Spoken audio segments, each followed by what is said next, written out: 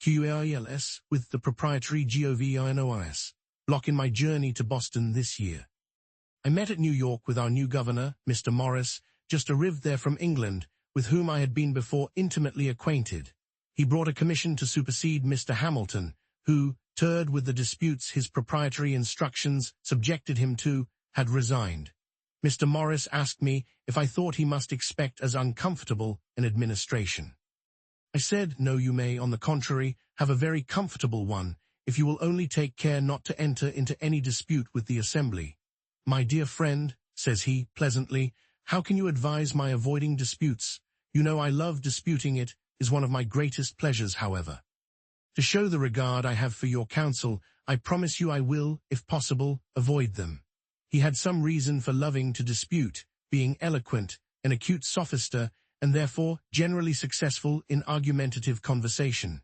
He had been brought up to it from a boy, his father, as I have heard, accustoming his children to dispute with one another for his diversion, while sitting at table after dinner, but I think the practice was not wise for, in the course of my observation, these disputing, contradicting, and confuting people are generally unfortunate in their affairs. They get victories sometimes, but they never get goodwill, which would be of more use to them. We parted, he going to Philadelphia, and I to Boston. In returning, I met at New York with the votes of the Assembly, by which it appeared that, notwithstanding his promise to me, he and the House were already in high contention, and it was a continual battle between them as long as he retained the government. I had my share of it, for, as soon as I got back to my seat in the Assembly, I was put on every committee for answering his speeches and messages, and by the committees always desired to make the drafts. Our answers, as well as his messages, were often tart, and sometimes indecently abusive, and as he knew I wrote for the Assembly, one might have imagined that, when we met, we could hardly avoid cutting throats, but he was so good-natured a man that no personal difference between him and me was occasioned by the contest, and we often dinned together. One afternoon, in the height of this public quarrel, we met in the street. Franklin, says he, you must go home with me and spend the evening. I am to have some company that you will like, and taking me by the arm, he led me to his house.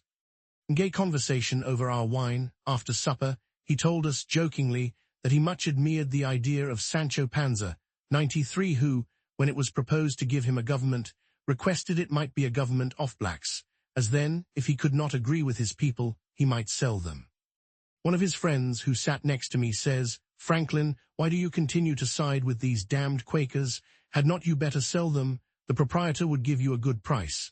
The governor, says I, has not yet blacked them enough. He, indeed, had labored hard to blacken the Assembly in all his messages, but they whipped off his coloring as fast as he laid it on, and placked it, in return, thick upon his own face, so that, finding he was likely to be negrified himself, he, as well as Mr. Hamilton, grew tired of the contest, and quitted the government. These public quarrels 94 were all at bottom owing to the proprietaries, our hereditary governors, who, when any expense was to be incurred for the defense of their province, with incredible meanness, instructed their deputies to pass no act for levying the necessary taxes, unless their vast estates were in the same act expressly excused, and they had even taken bonds of these deputies to observe such instructions. The assemblies for 3 years held out against this injustice, though constrained to bend at last. At length Captain Denny, who was Governor Morris's successor, ventured to disobey those instructions. How that was brought about I shall show hereafter. But I am got forward too fast with my story. There are still some transactions to be mentioned that happened during the administration of Governor Morris.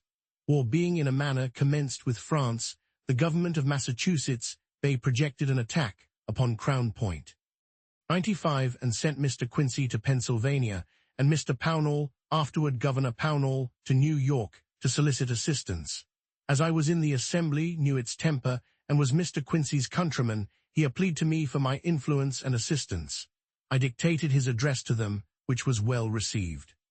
They voted an aid of £10,000 to be laid out in provisions, but the governor refusing his assent to their bill, which included this with other sums granted for the use of the crown, unless a clause were inserted exempting the proprietary estate from bearing any part of the tax that would be necessary. The Assembly, though very desirous of making their grant to New England effectual, were at a loss how to accomplish it. Mr. Quincy labored hard with the governor to obtain his assent, but he was obstinate. I then suggested a method of doing the business without the governor, by orders on the trustees of the loan office, which by law the Assembly had the right of drawing. There was, indeed, little or no money at that time in the office, and therefore I proposed that the orders should be payable in a year, and to bear an interest of 5%. With these orders, I supposed the provisions might easily be purchased. The Assembly, with very little hesitation, adopted the proposal. The orders were immediately printed, and I was one of the committee directed to sign and dispose of them. The fund for paying them was the interest of all the paper currency then extant in the province upon loan, together with the revenue arising from the excise, which being known to be more than sufficient, they obtained instant credit, and were not only received in payment for the provisions, but many moneyed people, who had cash lying by them, vested it in those orders, which they found advantageous, as they bore interest while upon hand, and might on any occasion be used as money, so that they were eagerly all bought up. And in a few weeks none of them were to be seen. Thus this important affair was by my means completed. Mr. Quincy returned thanks to the Assembly in a handsome memorial, went home highly pleased with this success of his embassy, and ever after bore for me the most cordial and affectionate friendship. 93. The round, selfish, and self-important squire of Don Quixote in Cervantes' romance of that name. 94. My acts in Morris's time, military, etc. Marg. Note. 95. On Lake Champlain, 90 miles north of Albany. It was captured by the French in 1731, attacked by the English in 1755 and 1756, and abandoned by the French in 1759. It was finally captured from the English by the Americans in 1775.